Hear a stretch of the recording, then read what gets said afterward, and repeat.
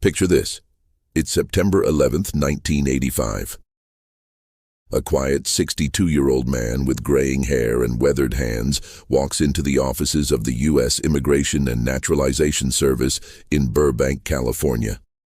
To anyone watching, he looks like thousands of other senior citizens going about their daily business in Reagan's America. But this man carried a secret so extraordinary, so unbelievable that when he finally spoke the truth, it would make headlines across the world and force America to rewrite the final chapter of World War II. His hands trembled, not from age, but from the weight of 4 decades of deception as he approached the government clerk behind the counter. "My name is Georg Gardner," he said in accented English that had softened over the years. "I am a German prisoner of war, and I've been hiding in America since 1945. The clerk looked up from her paperwork, certain she had misheard. World War II had ended 40 years ago. Every German prisoner had been shipped home decades earlier. The files were closed, the camps dismantled, the war a fading memory. Yet here stood a man claiming to be the last German soldier on American soil. And what he was about to reveal would prove that truth is indeed stranger than fiction. Stay with me, because this story will challenge everything you think you know about courage, identity, and what it truly means to choose your country. To understand Georg Gardner's incredible decision, we must first travel back to the scorching deserts of North Africa in 1943. The war wasn't going well for Germany. RML's Africa Corps, once the pride of the Wehrmacht, was in full retreat as Allied forces closed in from all sides.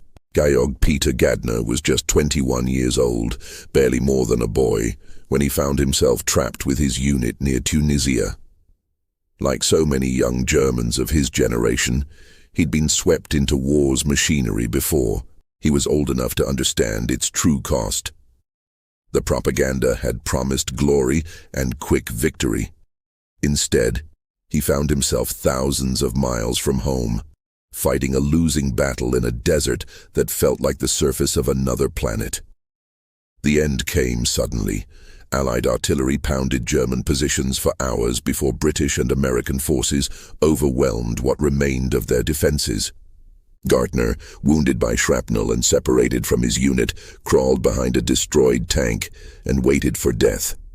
Instead, he found capture.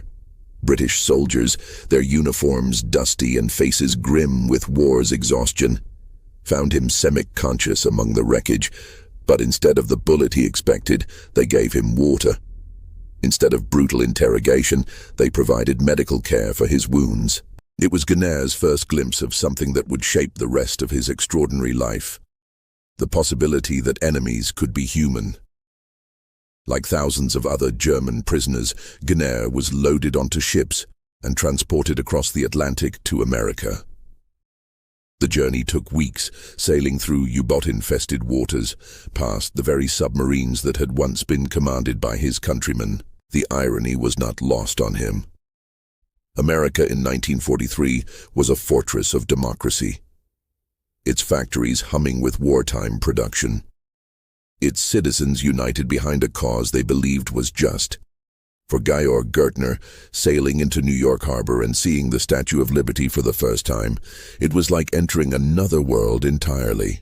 Gardner's destination was Camp Deming, New Mexico, one of hundreds of prisoner-of-war camps scattered across the American landscape. The U.S. military was housing over 400,000 German prisoners by 1943, more than any other nation in history. But these weren't the concentration camps or gulags that prisoners might have expected. Camp Deming, like most American POW facilities, operated under strict adherence to the Geneva Convention.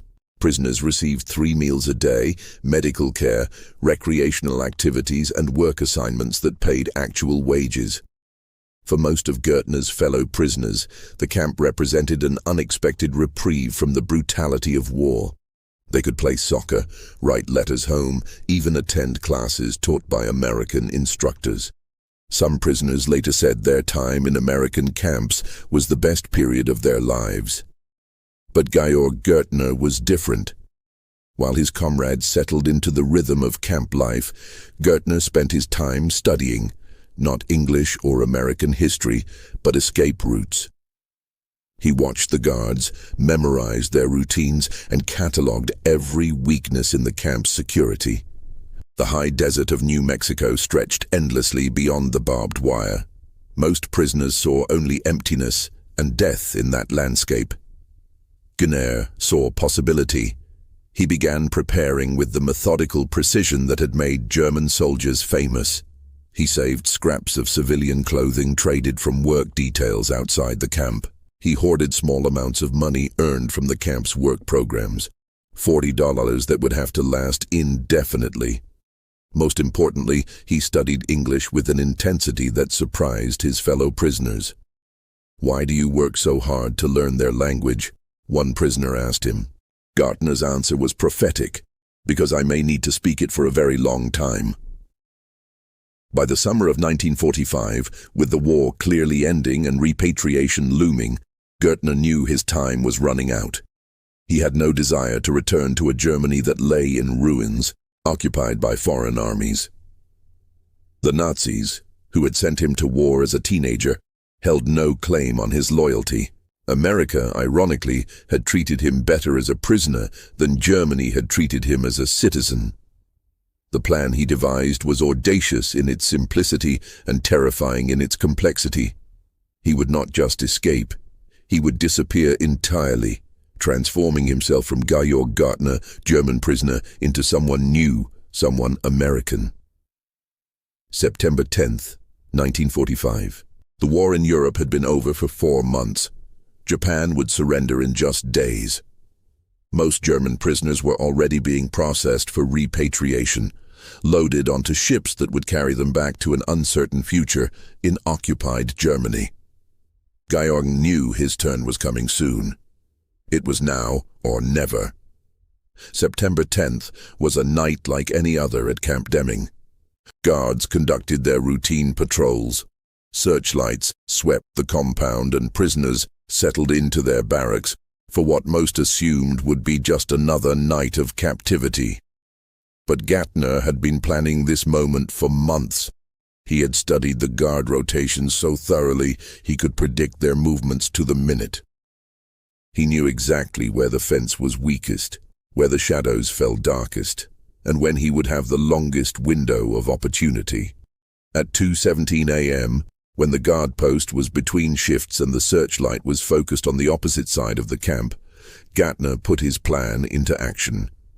He slipped out of his barracks through a window he had carefully loosened over weeks. Moving like a shadow, he reached the fence where he had been slowly cutting wire strands with a tool fashioned from a spoon handle. The New Mexico desert was brutally cold at night, a shocking contrast to the blazing heat of the day. Gartner wore every piece of civilian clothing he had managed to acquire, knowing that his prison uniform would mark him as an escapee to anyone who saw him. He crawled through the gap in the fence. For the first time in over 2 years, Georg Gartner was free. But freedom in the middle of the New Mexico desert was a relative concept. He was hundreds of miles from any major city with minimal supplies and a thick German accent that would immediately identify him as foreign. The smart move would have been to head south toward Mexico, where border security was less stringent and a man could disappear more easily. Instead, Gartner did something that would have shocked his captives. He walked north, deeper into America. The first 24 hours were the most dangerous of his life. When guards discovered his absence during morning roll call, they launched a massive manhunt. Bloodhounds tracked his scent for miles. Local sheriff's departments were alerted. The FBI joined the search. Radio broadcasts warned civilians to be on the lookout for a dangerous escaped prisoner. But Gartner had vanished into the vastness of the American landscape like smoke in the wind. And what nobody realized was that the escaped prisoner had no intention of leaving the country. In a twist that would have been unthinkable to his pursuers, Georgen was not fleeing America. He was embracing it. Somewhere in Colorado's mountains, Georg Gartner ceased to exist and Dennis F. Wilds was born. Using forged papers created with materials stolen from prison camp and English skills, Developed through intensive study, Gertner became Dennis Wilds, a drifter from the South whose records were lost in wartime chaos. His first job, washing dishes in a Denver diner. The owner, who'd lost her son in the Pacific, was impressed by Dennis's work ethic. "Lots of folks from the South talk funny," she told employees. "At least this one works hard." Gertner threw himself into becoming Dennis with military precision. He studied American customs through movies, learned accents via radio, absorbed history through newspapers. But the most remarkable transformation was psychological. As months passed, Gertner found himself genuinely caring about American current events, following baseball scores with real interest, developing political opinions as an American. By 1950, Georg Gertner had become Dennis Wilds in ways deeper than false papers, thinking, dreaming, feeling American. Then something completed his transformation. He fell in love. Her name was Mary, a waitress where Dennis worked as cook. Independent, optimistic, refreshingly direct. They dated from 1951, and for the first time since his escape, Gertner was truly happy. Mary knew Dennis as quiet and hard-working with a charming accent. She never questioned his vague background explanations, accepting his reluctance as evidence of a difficult childhood. For 3 years, Gertner experienced American family life. He helped Mary's daughter with homework, taught her to ride a bicycle, attended parent-teacher conferences proudly. They celebrated Thanksgiving, Christmas, 4th of July with genuine enthusiasm. The relationship ultimately ended over ordinary incompatibilities. Mary wanted marriage and children. Dennis, knowing any official scrutiny could destroy everything, couldn't commit to marriage's legal entanglements. When they parted in 1954, Mary said, "You're a good man, Dennis. I wish you weren't so afraid of settling down." If only she'd known what he was really afraid of. For the next quarter century, Dennis Wilds lived one of the most extraordinary double lives in American history. He worked steadily, moving from job to job and state to state, always careful never to stay in one place long enough to attract unwanted attention, but long enough to establish the references and work history that would support his false identity. He was a ski instructor in Colorado, charming tourists from around the world with his mysterious European accent and his carefully edited stories of travels that were versions of his real experiences.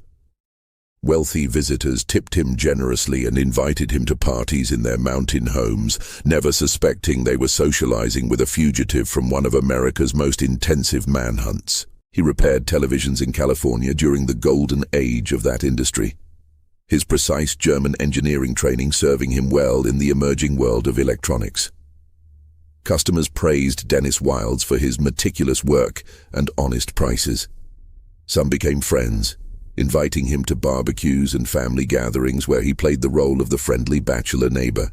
He tended gardens for wealthy families in Nevada, finding peace in nurturing growing things after years of destruction. His employers trusted him with keys to their homes, with their children, with their most valuable possessions. They had no idea they were entrusting their security to a man who was technically still an enemy combatant from a war most people preferred to forget. Throughout it all, Dennis Wilds was liked and respected by his fellow Americans. He was the kind of neighbor who would lend you tools, help you move furniture, or watch your house while you were on vacation. He paid his taxes faithfully, never missed a day of work unless he was genuinely ill, and had never been arrested for anything more serious than a traffic violation. But the secret aided him like acid. Every 4th of July felt like a betrayal. But to which country? Every time he pledged allegiance to the American flag, he wondered if he was committing treason. But treason to whom? Germany, which had conscripted him as a teenager to fight a war he never believed in, or America, which had treated him better as a prisoner than his homeland had treated him as a citizen. The paranoia was constant but manageable. When police officers pulled him over for minor traffic violations, his heart would race, but his carefully maintained papers always passed inspection. The FBI manhunt for Georg Gertner had long since gone cold, filed away as just another unsolved case from a war that was rapidly becoming ancient history. By the 1970s, Gertner had been free longer than he had been a prisoner. America had changed dramatically around him. The civil rights movement, Vietnam, Watergate, the counterculture, and he had experienced it all as an insider, not as a foreign observer. He had watched the moon landing with tears of pride in his eyes. He had mourned the assassination of President Kennedy as deeply as any American. He had lived through every triumph and tragedy of the American experience for 3 decades. He was more American than many Americans. The problem was that none of it was legally real. By the early 1980s, Gertner was entering his 60s. His accent had faded, his German grown rusty. Sometimes he struggled remembering German words while English came naturally. In 1983, something sent him into weeks of panic. A magazine article about Wu peas mentioned Gertner escaped from Camp Deming, New Mexico in 1945, still at large. Reading his real name in print was like seeing a ghost. The past he'd worked to escape was still following him. He obsessed over one terrifying question. What would happen if he told the truth? The America of 1985 wasn't the America of 1945. The Cold War made Soviets the enemy, not Germans. West Germany was a trusted NATO ally. The idea that one elderly man who'd lived peacefully for 4 decades would be treated as dangerous seemed absurd. What finally tipped the balance wasn't fear of discovery, but something profound: the desire to die as himself. At 62, Gertner wanted to spend his remaining years as who he really was, not who he'd pretended to be. September 11th, 1985, Gertner woke up and made the most incredible decision of his extraordinary life. He was going to surrender. Not because he'd been discovered, not because he was dying, but because after 4 decades as Dennis Wilds, he wanted his remaining years as Gertner. The walk to the immigration office felt endless. Every step brought back memories. Crawling through the fence, his first American meal as free man. Mary's laughter, watching the moon landing. Decades of close calls. At the building entrance, he paused. This was his last chance to turn back, continue the lie that had become his truth. Once he spoke those rehearsed words, there'd be no going back. Gertner walked through those doors. My name is Gertner. I am a German prisoner of war, and I have been hiding in America since 1945. The words hung in the air like a confession that could reshape history. America's reaction to Gertner's voluntary surrender was unlike anything expected, most of all by Gertner himself. Instead of outrage, the response was overwhelmingly sympathetic. Within hours, the story had leaked to press, and by evening Gertner was leading every major news network. But he wasn't portrayed as a dangerous fugitive, instead as a human interest story. An old man whose incredible journey from enemy soldier to productive American citizen challenged every assumption about loyalty and identity. Editorial writers called him the most honest man in America. Veterans groups expressed admiration for his surrender courage. Talk shows competed for interviews, treating him more like celebrity than criminal. Federal prosecutors found that while Gertner had technically committed crimes, escape, immigration violations, identity fraud, he'd committed no crimes during his 40 years of freedom. Given his age, voluntary surrender, and exemplary behavior as Dennis W.S., they recommended minimal punishment. The American public began seeing Gertner not as an enemy combatant who evaded justice, but as an American success story. Here was a man who'd chosen America even when that choice required living as criminal. He'd paid taxes, held jobs, contributed to society for 4 decades. Letters of support poured in nationwide. Americans offered jobs, home visits, money. Marriage proposals arrived from women charmed by his romantic transformation story. Gertner spent only months in minimum security detention while officials decided what to do with this unprecedented case. He received thousands of supportive letters from Americans. Hollywood producers offered story rights, publishers competed for memoirs, television networks wanted exclusive interviews. But Gnaire handled fame with quiet dignity, giving few carefully chosen interviews while emphasizing gratitude to America and regret for deception. In early 1986, immigration officials made a surprising decision. Georg Gärtner was granted permission to remain in the United States as legal resident with a path to full citizenship. At 63, after 40 years of living as criminal, Georg Gärtner was finally free, not just from prison bars, but from deception's prison he'd built around himself. The irony was profound. America's most wanted escaped prisoner became America's most celebrated voluntary surrender. After release, Georg Gärtner lived quietly, working as maintenance man and declining most interviews. The man who'd lived 40 years under false identity now preferred anonymity under his real name. He never married, never returned to Germany. America had been his home longer than Germany ever was. Georg Gärtner died peacefully in 2013 at age 90 in a California veterans hospital, receiving full military honors, not as German soldier, but as man who served his adopted country through choosing to live productively within it for 60 years. Georg Gärtner's story challenges every assumption about loyalty, identity, and redemption.